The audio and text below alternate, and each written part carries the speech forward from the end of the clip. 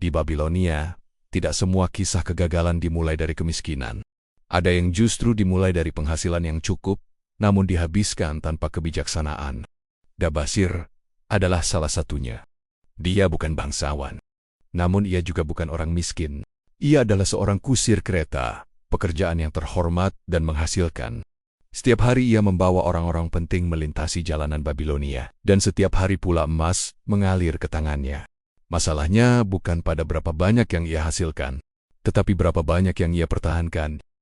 Dabasir hidup untuk hari ini. Dia makan enak, berpakaian baik, dan menikmati hidup seolah hari esok tidak pernah datang. Jika uangnya habis, ia berutang. Awalnya hanya pinjaman kecil, lalu pinjaman itu menumpuk, dan tanpa ia sadari, hidupnya mulai dikejar oleh janji-janji yang tidak pernah ia tepati. Orang-orang mulai mendatanginya. Mereka tidak datang dengan kekerasan, melainkan dengan catatan utang dan pengingat yang semakin sering. Setiap kali, Dabasir menjawab dengan kalimat yang sama. Besok, aku akan membayar. Bulan depan keadaanku akan lebih baik. Percayalah padaku. Namun emas yang ia janjikan selalu habis sebelum sempat disimpan. Hari demi hari kepercayaan itu perlahan terkikis. Dan ketika utang tak lagi bisa dibayar, hukum Babilonia berbicara. Dabasir diseret ke hadapan hukum, bukan sebagai penjahat, melainkan sebagai pria yang gagal menepati tanggung jawabnya. Tidak ada kemarahan di sana. Tidak ada perlawanan. Hanya satu keputusan dingin dan tegas. Dabasir dijual sebagai budak untuk melunasi utangnya. Saat itu, baru ia benar-benar memahami arti kehilangan. Bukan kehilangan emas karena emas memang tidak pernah ia jaga, melainkan kehilangan kebebasan. Ia yang dulu bebas memilih kemana kereta melaju, kini berjalan di bawah pengawasan. Ia yang dulu mengatur waktunya sendiri, kini hidup berdasarkan perintah. Perjalanan membawanya jauh dari Babilonia, menuju tanah Syria, tempat di mana ia harus bekerja tanpa upah, tanpa hak, dan tanpa masa depan yang jelas. Ia yang dulu bebas mengemudikan kereta, kini bekerja di bawah terik matahari, tanpa pilihan, tanpa kebebasan. Di sana, ia tidak kehilangan kekayaannya. Ia kehilangan martabatnya. Namun justru di titik terendah itulah, Dabasir mulai melihat hidupnya dengan jujur.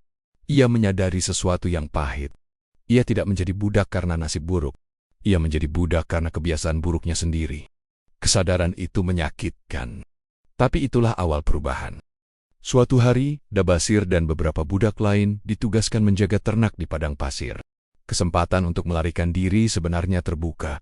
Beberapa budak langsung bersemangat. Mereka ingin kabur, apapun risikonya. Namun Dabasir berpikir lebih jauh. Ia berkata kepada dirinya sendiri, jika aku melarikan diri tanpa rencana, aku hanya akan menjadi buronan yang miskin.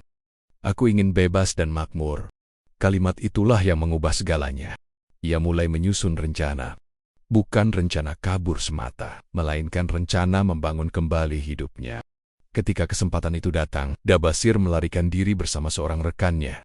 Mereka menempuh perjalanan panjang, penuh risiko, hingga akhirnya berhasil kembali ke Babilonia.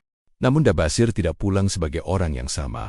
Ia pulang dengan satu tekad kuat, mulai hari ini, sebagian dari apapun yang kudapat adalah milikku untuk disimpan.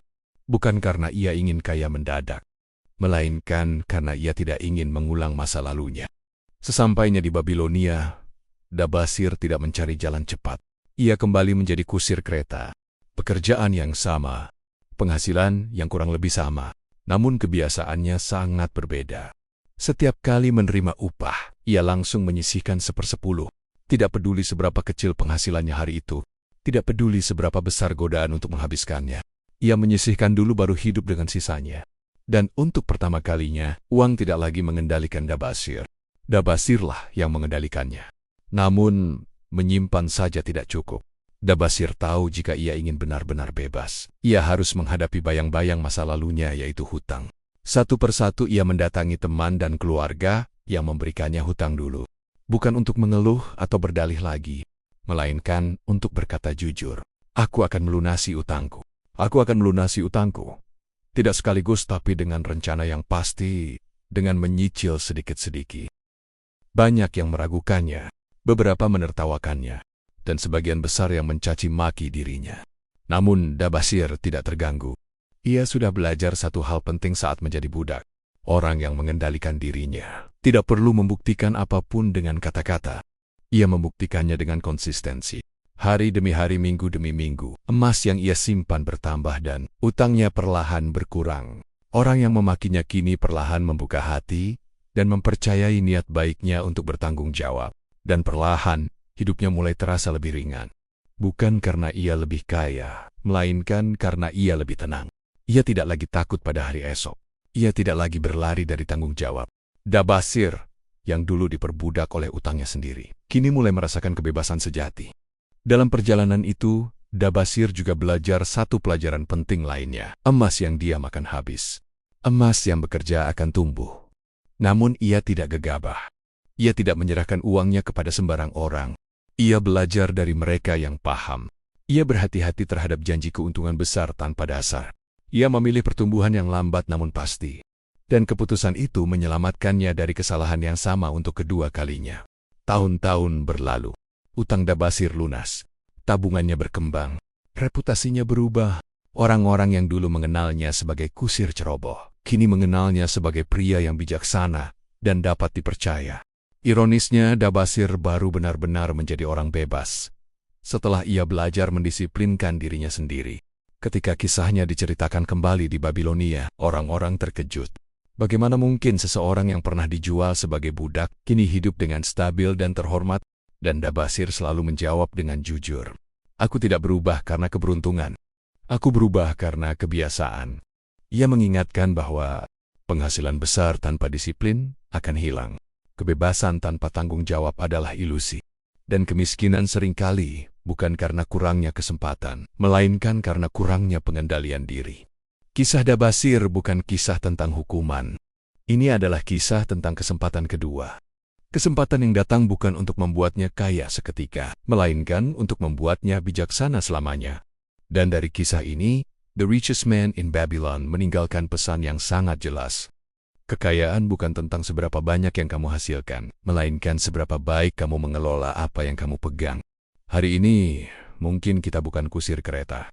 Kita juga bukan budak di Syria. Namun banyak dari kita berada di posisi Dabasir sebelum perubahan. Bekerja keras, berpenghasilan, tapi selalu merasa kekurangan. Dan pertanyaannya bukan apakah aku bisa kaya, tapi adalah apakah aku siap mengubah kebiasaanku? Karena seperti yang dibuktikan Dabasir, kebebasan finansial tidak datang dari satu keputusan besar, melainkan dari keputusan kecil yang diulang setiap hari.